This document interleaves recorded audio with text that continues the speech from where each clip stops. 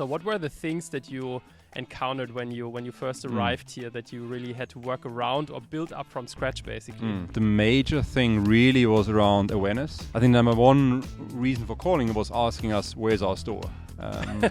So obviously, like, we're online, Nice. sort of like, Okay, good morning. Morning. I'm here with Peter Allerstorfer in Cape Town. Thanks for coming on the show.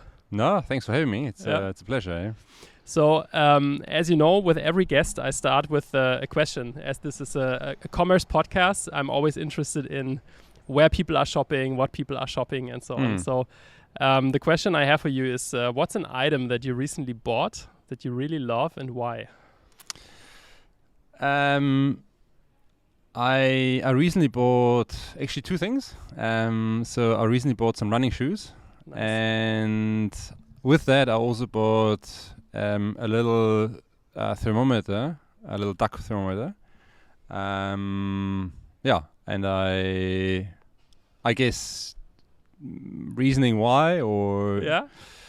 it's so I think I guess with a busy lifestyle, being an entrepreneur, there's always a lot of things on the go, and I've really come to enjoy going out and going for a run. I actually ran the Cape Town Marathon recently, which was Congrats. was thanks. Quite a how should I say project. Yeah.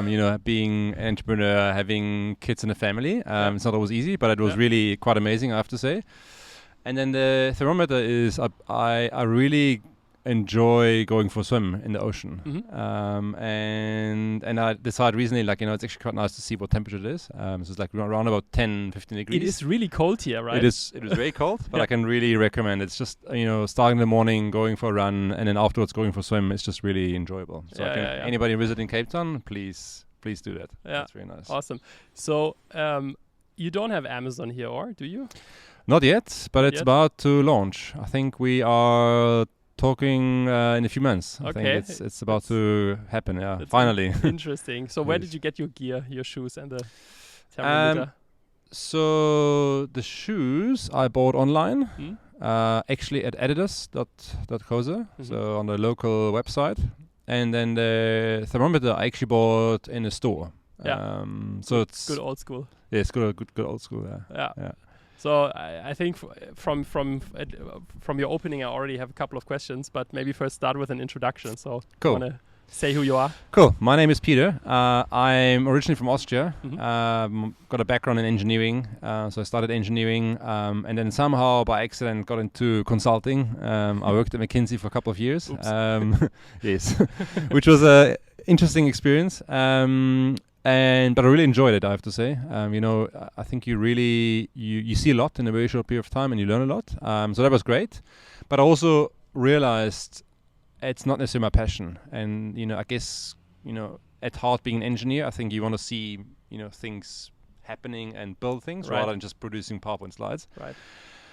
So I then got an opportunity with a company called Rocket Internet, which probably Mhm. most of the listeners are aware of. Yeah. I joined Rocket in 2011, and at that time the opportunity was either go to India or Africa. I opted for South Africa, so I came here 2011. Yeah. And essentially built up Rocket's local fashion e-commerce vertical, first in South Africa, but then we also launched in Nigeria, Mhm. which is now known as Jumia. So we did that for 2 years, and I think at some point we realized, there's been actually, I have to say that Rocket was an amazing opportunity. Yeah. We didn't have any experience when it comes to e-commerce, and someone gives you a couple of million euros and just tells you, look, go there and make it happen. You kind of really actually learn a lot, right? And that was really amazing, I have to say. So I actually had a positive experience being at Rocket, and I think, having said that, I think at some point we also realized we actually want to build our own thing that we Mhm. actually own and control ourselves. And despite the fact that we enjoy at Rocket, I think we decided to actually take a step out and build our own business. And that's that we've been doing for the last 10 years. and it has been a roller coaster, to say the least, but it's been fun. And essentially what we've built, it's a holding company that owns several South African assets, mostly in the e-commerce space, that we essentially own and operate ourselves. Yeah. Okay. Cool. Awesome. Yeah. So first question I have is, how does that happen? So you said you were at McKinsey. Yeah. How can I imagine that? Did you get a call from Oliver Samba saying, "Hey, this is Oliver. Do you want to go to India or South Africa?" Or was there no? It was slightly different. It was. So I had a colleague at McKinsey that I spent lots of evenings, because we had a project in the middle of nowhere. So every evening we had dinner together and just talked about stuff. And like at some point it just came up, like, what he wants to do and what I want to do. And I said, look, I'm quite keen to do something more entrepreneurial. And I actually then started doing my sabbatical. And McKinsey had this program where you fellow program, you work 2 years and then you get a year paid off. And I started my PhD, and I was at a university, and I started my PhD, and fairly quickly realized I don't really enjoy sitting in a small room reading books all day long and in front of my computer. And then by accident, that colleague that I had my project with, he gave me a call and said, look, a friend of mine, he decided to go and join Rocket, and he's looking for a partner. And then we started chatting. I met him 2 or 3 times, and I fairly quickly decided, look, this sounds quite amazing. Let's give it a try. And then essentially I quit McKinsey, packed my bag, and literally, packed a suitcase, got on a plane, and arrived in Cape Town. Awesome. Yeah, so that was quite fun, actually. Yeah. And it was quite easy back then. I didn't have any dependents, right. No family, nothing. And I thought, like, if I ever want to do that, now is the right time. Totally. Yeah. And now you live here permanently, right?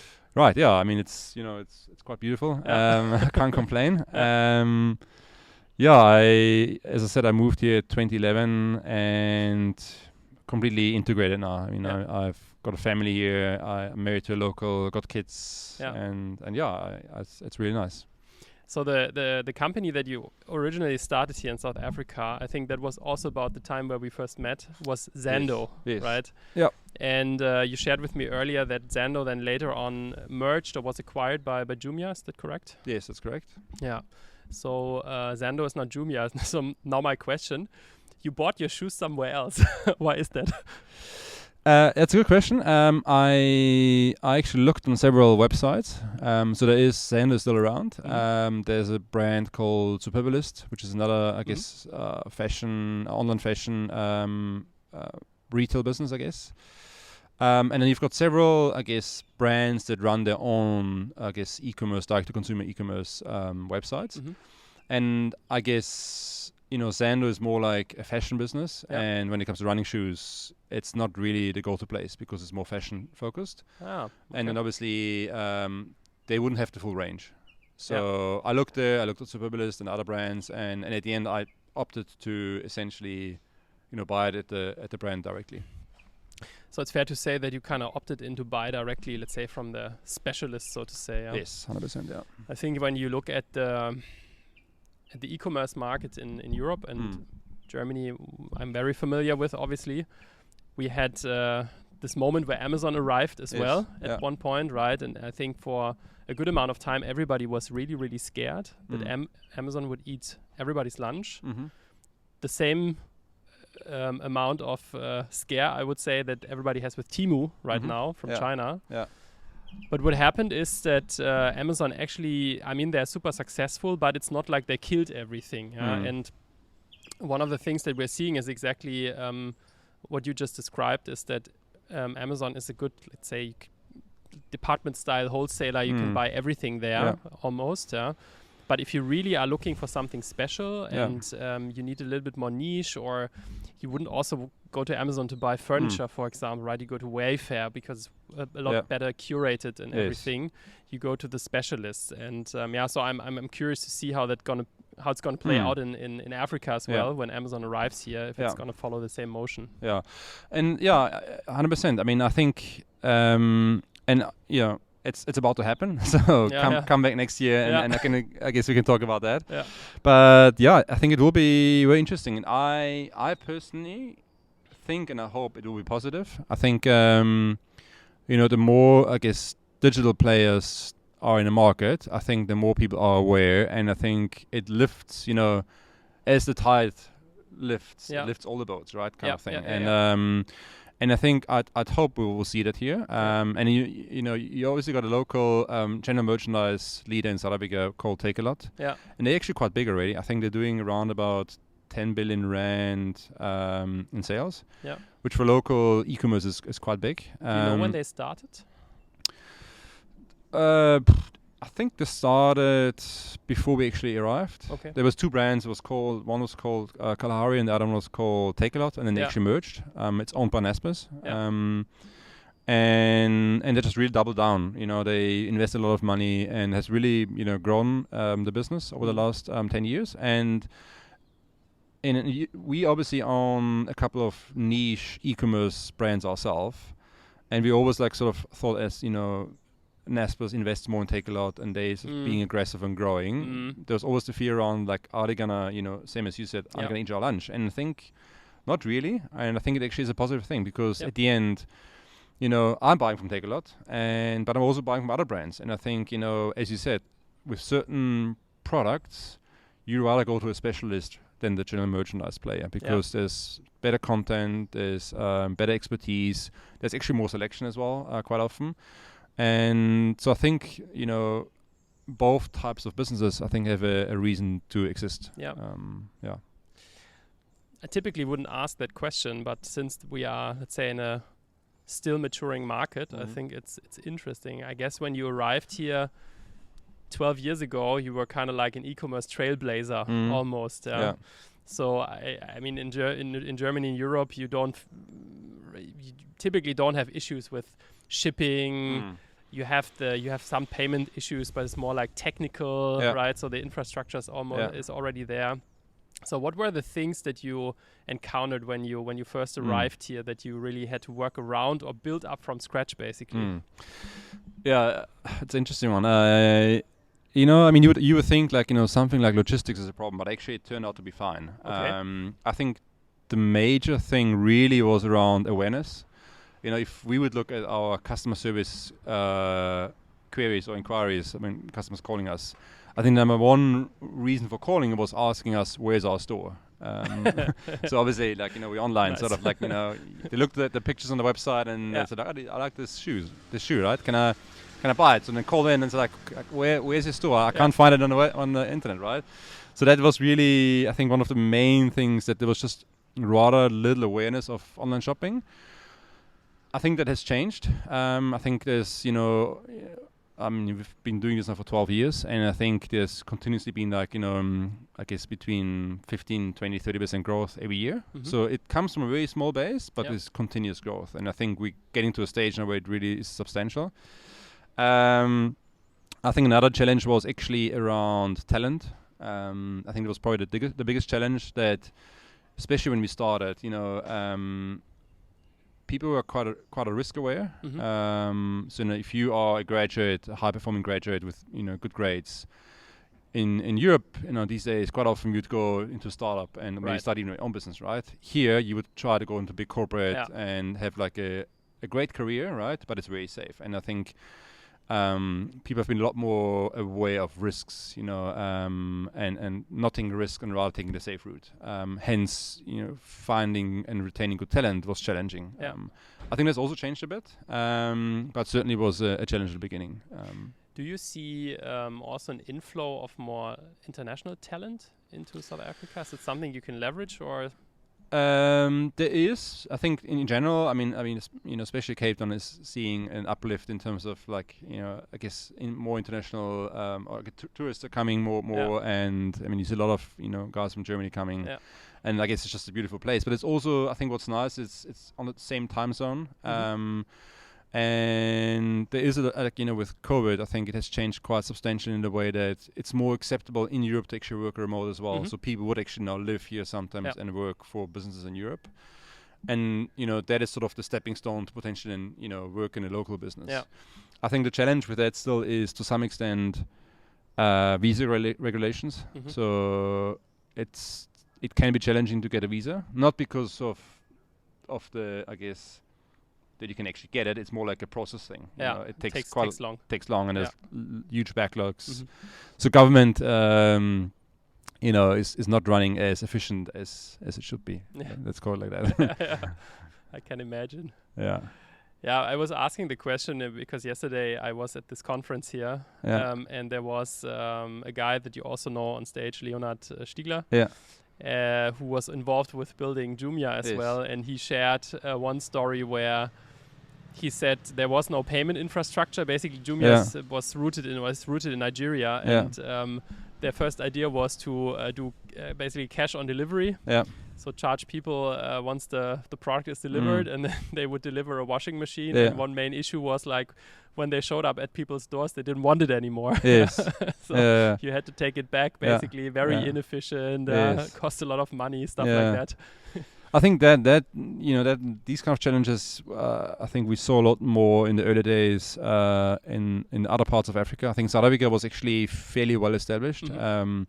I would even actually go as far as saying that when it comes to payment systems, I would say South Africa actually is to some extent more advanced than Europe. The amount of cash you would use in, for example, I come from Austria versus here, you still lose a lot more cash in Austria than you use here. 10 years ago already, you could pay with your card in almost every shops. Yeah. You could use SnapScan, which is like sort of scanning a QR code and pay with that. 10 years ago already. So there was a lot more, I guess, advanced in that regard, especially in South Africa. And I think it comes from the fact that, cash in transit is high risk and costs a lot of money here. Okay. And hence where they developed systems actually where you start paying cashless, which I found actually quite, refreshing, I have to say. That makes sense. Yeah. It was also yesterday, and one number I remember was about smartphone penetration. Yeah. And one venture guy said that in 2010, all of Africa had as many smartphones as the island of Manhattan in the US. Mm-hmm.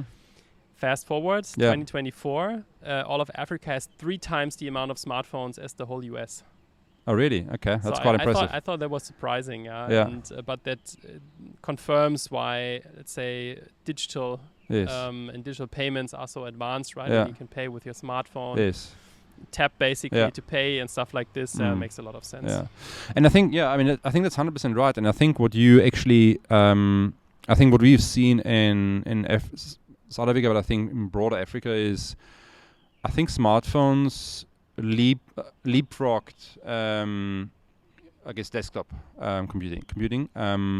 So where we come from, I guess what I grew up with, you obviously grew up with computers, desktop computers, right? And you did laptops, and then you got smartphones, and just advanced like that.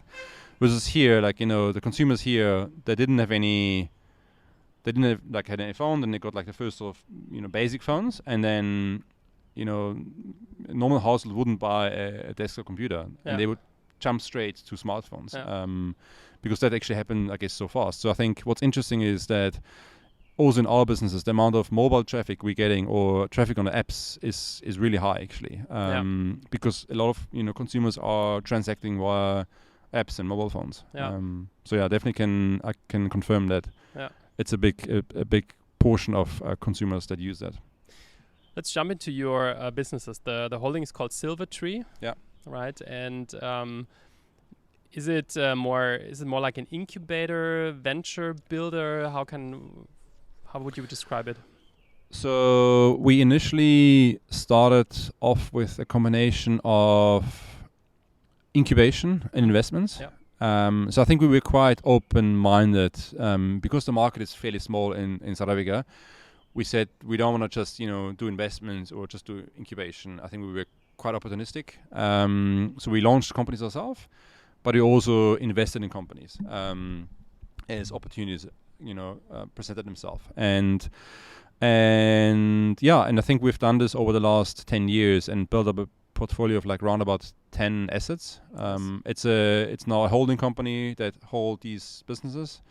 So it's kind of a permanent capital structure. So we essentially created a holding, and we raised capital on that holding, and used that money to either incubate or invest in companies. And out of these sort of 8 businesses, I guess the core is really 4 brands that we quite actively involved. To such an extent, we are to some extent sort of CEOs or co-CEOs in some of the businesses. But I guess at some point we realized, starting to focus a little bit actually starts to make sense. Yeah. So the last sort of 4 or 5 years, we've really doubled down on a couple of brands, and it has, I think, has served us well. Where's the financing primarily coming from? Is that like locals you're raising from, or is it more like US, Europe investors? So it's interesting. So we, as we started off, there's a lot of like small businesses, to do like your friends, family and fools kind of fundraising, right? And that was like local and international. But then as we raised more money, we really, majority of that came from overseas. I think, similar as explained earlier in the conversation around, people are risk averse. I think they're also risk averse when it comes to investment. Local investors think a lot more traditional. They think in earnings multiples, and they struggle to get their head around. Earnings multiple, what is that? Exactly. So they struggle to get their head around. Okay, you don't have any revenue, you don't have any earnings. So what am I buying here? What is this? What is this, right? So. And I think it was more challenging to actually raise money. We have raised some money from local investors, but the majority really came from overseas.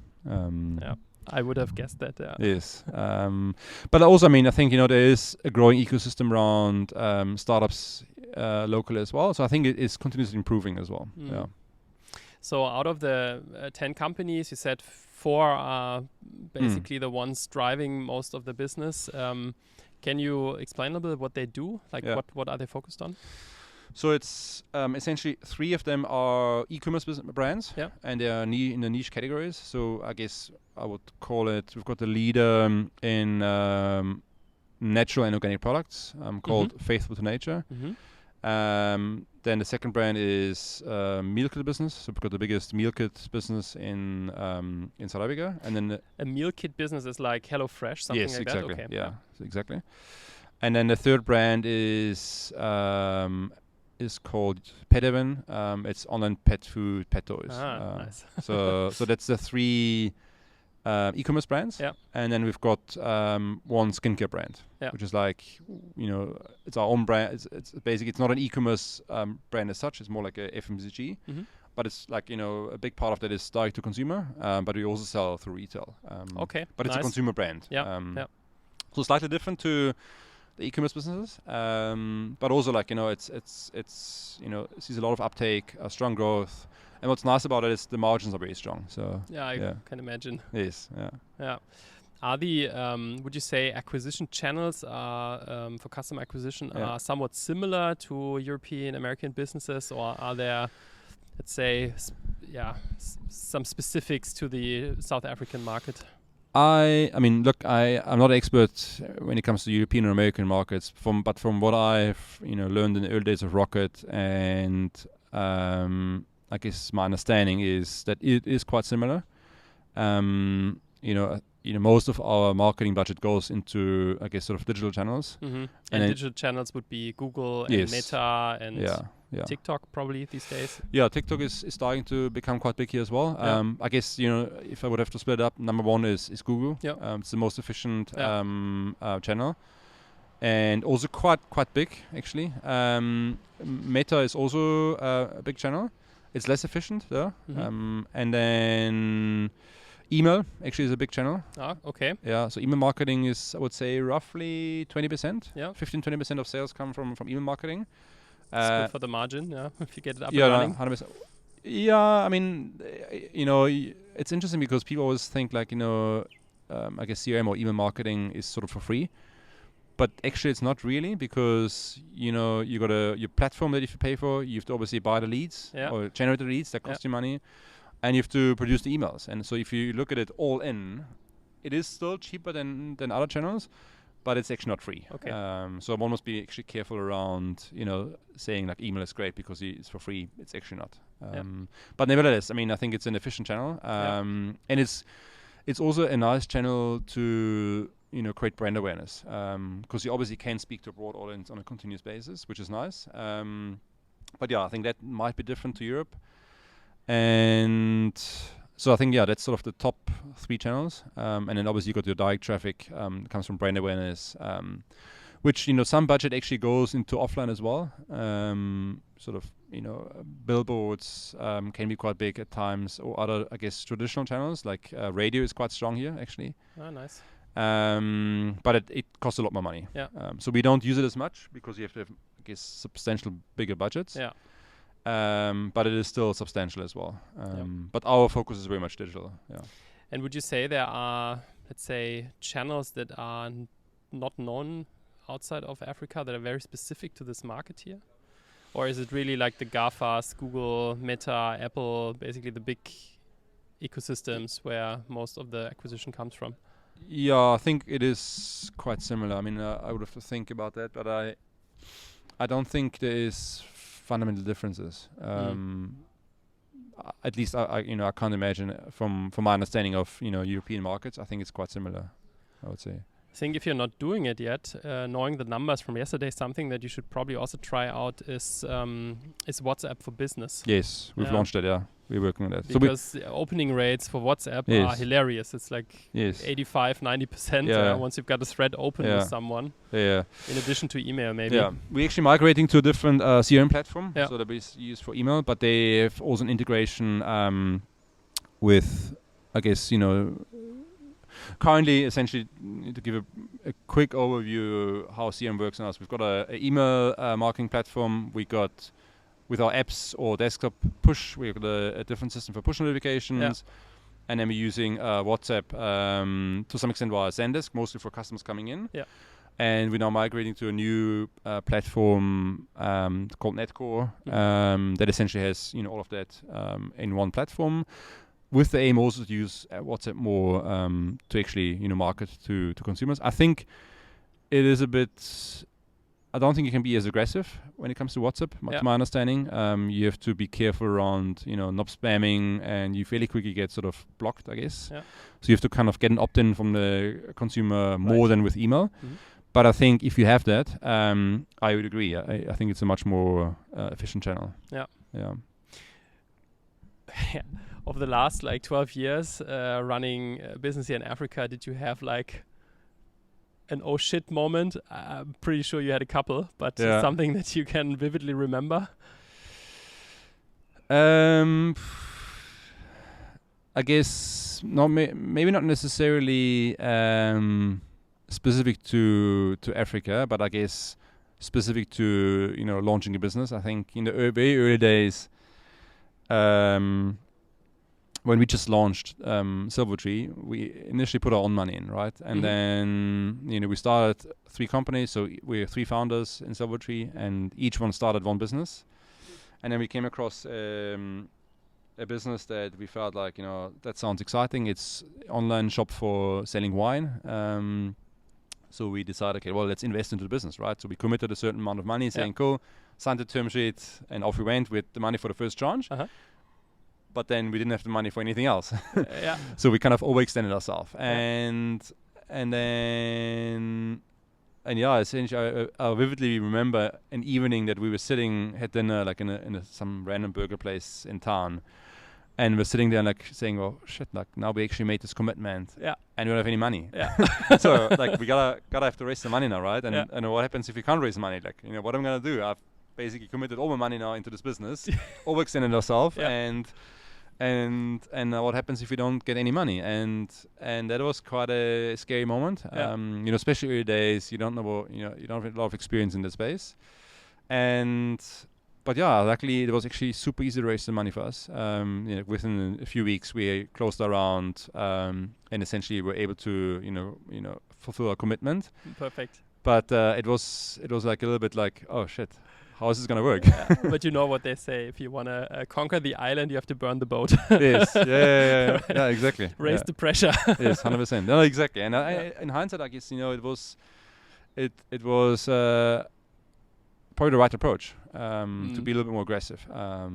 And funny enough, that business we actually have sold already. Not at a great return, to be honest, but it was kind of a stepping stone. It was our first investment, and getting involved and trying to understand better, how does actually, I guess, venture capital investment work, and it really helped us to grow our business.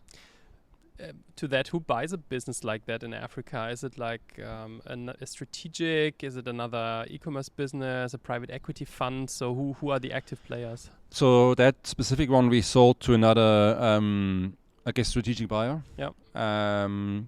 That essentially is also in the wine industry, and wanted to increase, I guess, their business, and they saw, it's a great fit, and yeah, it worked out well.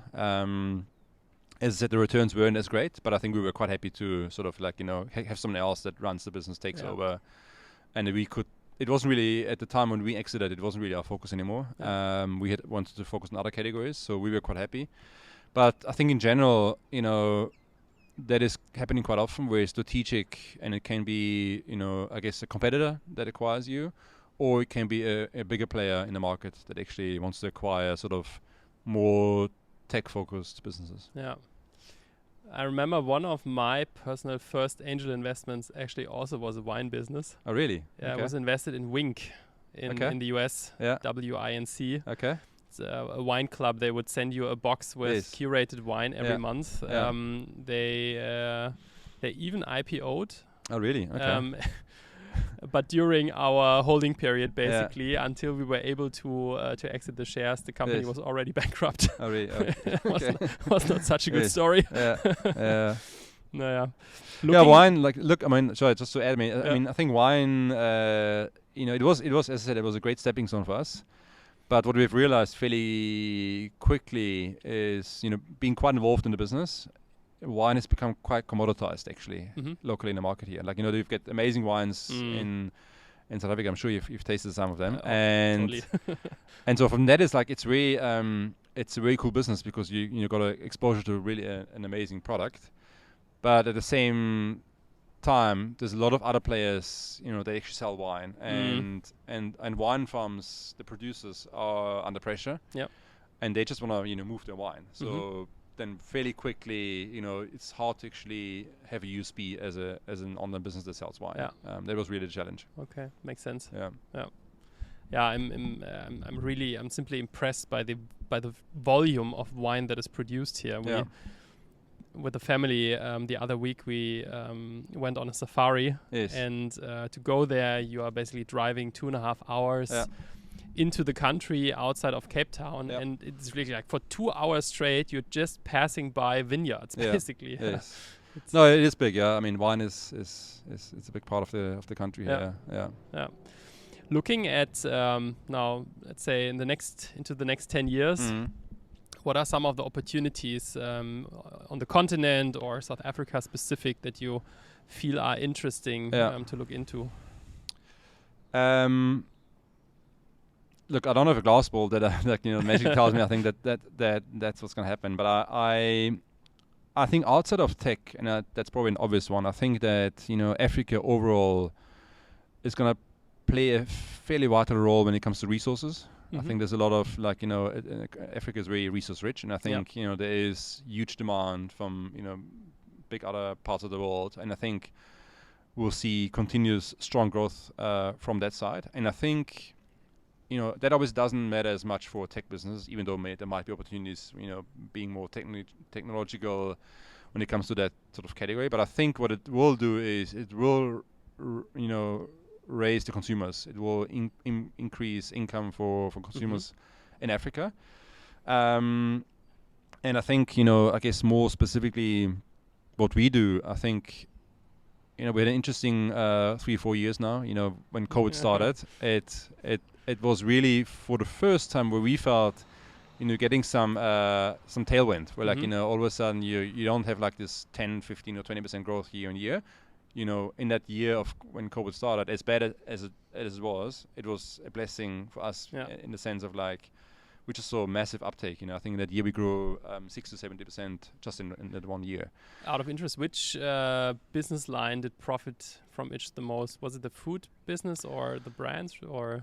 So it was our meal kit business. Yeah. WoC really, I think, grows 70 to 80% that year, and our natural organic product business as well, Faithful Nature, like with vitamins and that kind of stuff. Yeah. Saw massive growth as well. Makes sense. And also, like, even the pet business, people were just scared getting out the house. Yeah. So getting, you still have a dog, you still have to feed the dog, Right. and get that delivered was convenient. So that was really amazing. Obviously, I think we all know, and I think it's the same in all parts of the world. There has been this massive COVID hangover where people now all of a sudden we're allowed to get out their houses again. Yeah. And wanted to consume more traditional again, and then we saw quite a bit of dip post-COVID, and I think that has worked itself out now.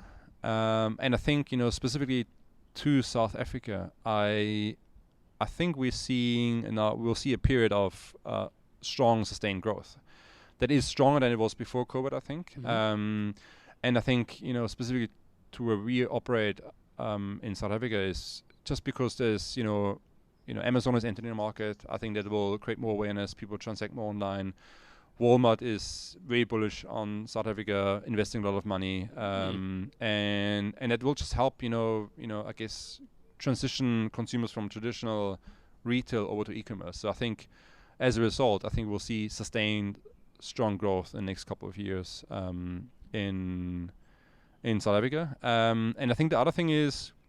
And I guess I'm just jumping on the obvious bandwagon, is I think AI. I think we also see here a lot of efficiency. I think, we are using it already to some extent in our businesses. And it will just really make, businesses like ours a lot more efficient when it comes to content production, when it comes to just internal processes. But also, I think more long-term, I would see also external to consumers. It will, drive better conversions, more efficiencies. And hopefully with that, profitability will improve as well. Yeah. Then asked the other way around, what do you think won't work, basically? What's something that could totally fly the rest of the world, but probably a bad idea to launch in Africa? I think, I would imagine it will be challenging if you want to launch your own AI business, for example. Yeah. Because of the lack of talent, or? Yeah, I guess the lack of talent, but also I guess access to capital. Yeah. Why would you provide capital here in a country like South Africa, right. where you can actually probably do it somewhere in the States or probably even Europe, right? And I think it is very I guess resource intensive. Just I guess from a talent perspective, obviously it is. If you're a developer in the AI space, you're getting, I think, a fairly good package these days, and I think it will be hard to get that here, and then also just in terms of I guess infrastructure and equipment you need, I think is very intensive, and I think with that, I think I will expect it to be hard to launch your sort of I guess sort of LLM probably in South Africa. I would see there is probably going to be applications that will come out of South Africa that are specific to the African continent, but sort of big sort of global businesses, I think it will be challenging. Yeah. At the conference yesterday, there was a lot of conversation around upskilling and education. Yes. That supposedly, I think, will be probably also very big market here, as Africa has a very young population. I think the average age they mentioned yesterday in Africa is 19.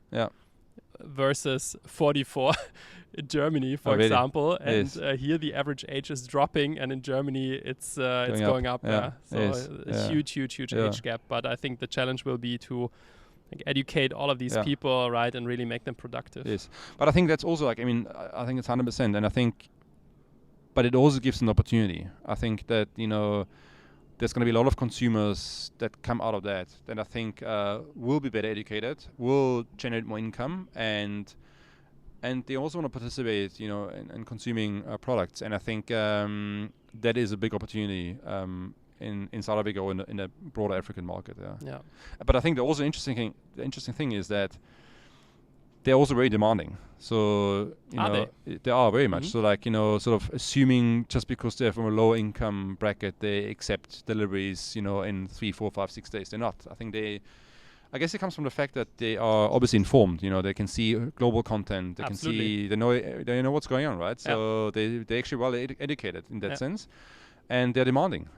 Even though they're quite price conscious, and obviously transacting via phones, but they want their things the next day as well as as any other consumer. And I think it's a big opportunity. We're already at the end of the episode. Cool. Super interesting conversation, Peter. Cool. Thanks. Thanks for coming on. No, thanks for having me. And it was nice to have a chat. And I'd say we do this again in 5 years, probably. I think you should come earlier back to Cape Town. I will come back earlier, I promise. To all the listeners, I think do yourself a favor, get on a plane and visit Cape Town. I think it's really amazing. No, I can really recommend it. And as you said, it's just an hour time difference. Yes. Right? It's really nice to work from here. Yeah. And I've probably met more fellow entrepreneurs here in the last 5 weeks than I've met in the whole last year. That's amazing. Yeah, that's amazing. Cool. All right. Thank Awesome. you. Thank you. Bye. Cheers.